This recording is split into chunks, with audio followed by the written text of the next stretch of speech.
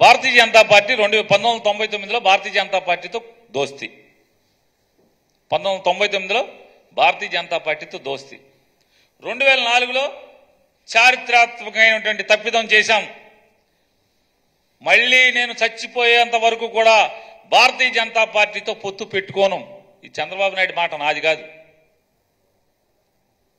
2014లో ఎవరితో పొత్తు అంటే మళ్ళీ దోస్తీ, కుస్తీ అయిపోయింది.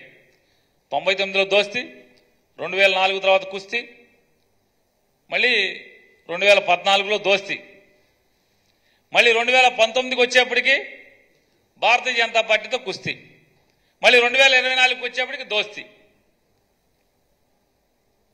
దేవుడు మనకు సిగ్గట్లేదేంటో మనకు అర్థం కాదు.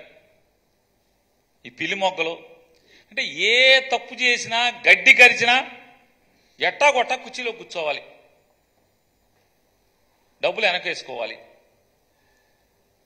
పాపపు సొమ్ము వెనక మూటలు కట్టుకోవాలి. ఇంతకు మించి ఏంటి? ఎవరికి ఉపయోగం? ఇవాళ అదొకటే కాదు, 2014లో మోడీ గారు ఆహా ఓహో వీరుడు సూర్యుడు అది ఇది అని, 2019లో మోడీ గారు అది, మోడీ గారు ఇది, మోడీ గారు లుచ్చా, మోడీ గారు కొడుకు లేడు, మోడీ గారికి పెళ్ళాం లేదు, నాకు పెళ్ళాం ఉంది, నాకు కొడుకున్నాడు, నాకు మనవడు ఉన్నాడు, మోడీ గారు దేశద్రోహి, మోడీ గారు నక్సలైట్, మోడీ గారు తీవ్రవాది, మోడీ దేశాన్ని మొక్కలు చేస్తాడు, సాయిబులకు ఓటు ఉండదు, ముస్లింస్ అందరికి కూడా ఓటు ఉండదు మోడీ వస్తే. మోడీ మళ్ళీ గెలిచాడంటే తమ్ముళ్ళు క్రిస్టియన్లందరూ ఆలోచించుకోండి. మరి వాళ్ళ రేపు నువ్వు మోడీ కలిసి గెలిస్తే మరి ఈ రాష్ట్రంలో ఉన్నటువంటి ముస్లింస్కి ఓటు ఉంటుందా, ఓటు ఉండదా? క్రిస్టియన్లందరూ ఈ దేశంలో ఉండాలా, పారిపోవాలా? నువ్వే చెప్పావు, చంద్రబాబు నాయుడు చెప్పాడు కదా, సాక్షాత్తు చంద్రబాబు నాయుడు గారే నోటితో చెప్పాడు కదా, మోడీ భారతదేశంలో ఉంటే ముస్లింస్కి ప్రమాదం. ఇవాళ సిగ్గు లేకుండా ఏం చెప్తున్నాడు? నేను కాపాడుకుంటా మిమ్మల్ని. మోడీ వాళ్ళు నన్ను అడిగారు పొత్తు కోసం, నిన్ను అడిగితే నువ్వు అడిగితే సిగ్గుండాలి కదా మనకి.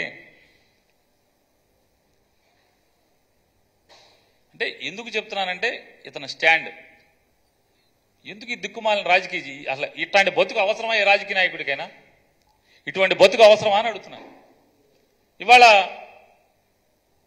జగన్మోహన్ రెడ్డి గారిని చూసుకోండి, మేము ఒకటే చెప్పాం, జన్మభూమి కమిటీలు ఈ సమాజానికి చేటు, కమిటీలు ఉండకూడదు అని చెప్పని హైకోర్టు కూడా వేశాం.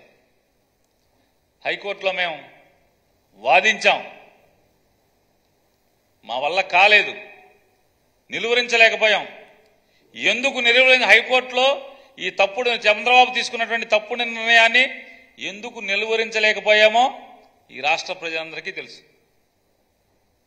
చంద్రబాబు ఎక్కడ బలవంతుడో, ఎక్కడ తప్పుడు పనులు చేస్తాడో ఈ రాష్ట్రంలో ఉన్నటువంటి ప్రతి ఒక్కరికి తెలుసు, మీడియా మిత్రులతో సహా తెలుసు.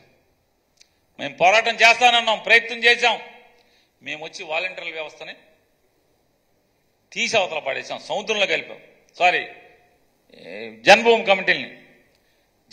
కమిటీలని బంగాళాఖాతంలో కలిపేశాం. జన్మభూమి కమిటీలని స్టాండ్ మార్చలేదు జగన్మోహన్ రెడ్డి గారు. జన్మభూమి కమిటీల మీద ఒకటే స్టాండ్. మేము 2014 నుంచి ఈ రోజు దాకా కూడా ఒకటే స్టాండ్ మీద ఉన్నాం. జన్మభూమి కమిటీలు అంటే అవి ఒక తప్పుడు వ్యవస్థ, పేదలను దోచుకునేటువంటి వ్యవస్థ, అవినీతి వ్యవస్థ. అది